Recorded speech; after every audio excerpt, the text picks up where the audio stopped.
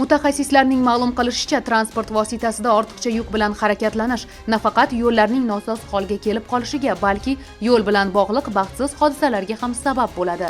Aynan shu kabi salbiy holatlarning oldini olish maqsadida Namangan viloyatida yuk tashuvchi transport vositalarining vazn va hajm parametrlari bo'yicha belgilangan me'yorlarga mosligi yuzasidan nazorat tadbiri o'tkazilmoqda.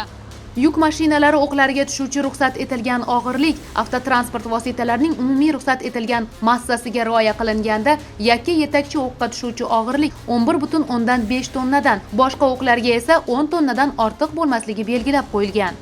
2 o'qli yuk avtomobillariga 18 tonnagacha, 3 o'qli avtomobillarga 26 tonnagacha, 4 o'qli avtomobillarga 32 tonnagacha, 5 o'qli avtomobillarga 40 tonnagacha, 6 va undan ortiq o'qqa ega bo'lgan yuk avtotransport vositalariga 44 tonnagacha yuklarni avtomobil yo'llarida tashishga ruxsat etilgan.